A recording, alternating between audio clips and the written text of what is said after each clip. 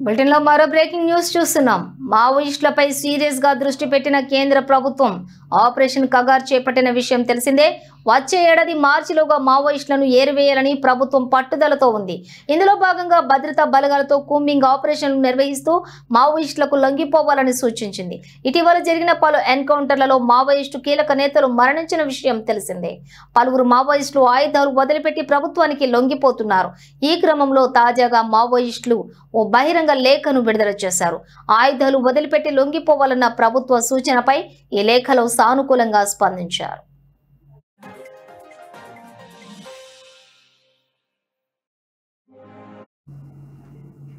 అయితే ఆయుధాలు వదిలేందుకు తమకు కొంత సమయం కావాలని, వచ్చే ఏడాది ఫిబ్రవరి వరకు సమయం ఇస్తే లొంగిపోతామని పేర్కొన్నారు. అప్పటి వరకు కూంబింగ్ ఆపరేషన్లను ఆపేయాలని, అడవులను జల్లెడ పడుతున్న భద్రతా బలగాలను వెనక్కి పిలిపించాలని డిమాండ్ చేశారు. ముఖ్యంగా ఛత్తీస్గఢ్, మధ్యప్రదేశ్, మహారాష్ట్రలో కూంబింగ్ ఆపరేషన్లు వెంటనే నిలిపివేయాలని ఆయా రాష్ట్రాల ముఖ్యమంత్రులకు మావోయిస్టులు తమ లేఖలో విజ్ఞప్తి చేశారు. కూంబింగ్ ఆపరేషన్ నిలిపివేస్తే ఆయుధాలను వదిలే తేదీని ప్రకటిస్తామని తెలిపారు. ఈ మేరకు Maharashtra, Madhya Pradesh, Chhattisgarh special zonal committee అధికార ప్రతినిధి అనంత్ పేరిట బహిరంగ లేఖ విడుదలైంది.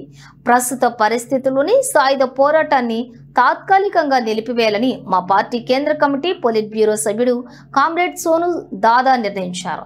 అయితే ఈ నిర్ణయాన్ని సమర్థిస్తూ ఎంఎంసీ స్పెషల్ జోనల్ కమిటీ ఆయుధాలను కూడా వదిలివేయాలని భావిస్తోంది. అయితే ఇందుకు ఫిబ్రవరి 15 వరకు సమయం కావాలి. ఈ మేరకు గడువు ఇవ్వాలని ఛత్తీస్గఢ్, మహారాష్ట్ర, మధ్యప్రదేశ్ ప్రభుత్వాలకు విజ్ఞప్తి చేస్తూ ఉన్నాం. ఇంత సమయం అడిగేందుకు ఇతర ఉద్దేశాలు ఏమీ లేవు. ఆయుధాలను వదిలిపెట్టాలన్న నిర్ణయంపై సహచరులను సంప్రదించి అందరి ఆమోదం పొందేందుకు సమయం పడుతుంది. కమ్యూనికేట్ చేసేందుకు మాకు వేరే సులభ మార్గాలు లేనందున ఈ వ్యవధిని కోరుతూ ఉన్నాం. ఈ సమయంలోని PLGA వారోత్సవాన్ని నిర్వహించడం సహా అన్ని కార్యకలాపాలను ఆపేస్తాం.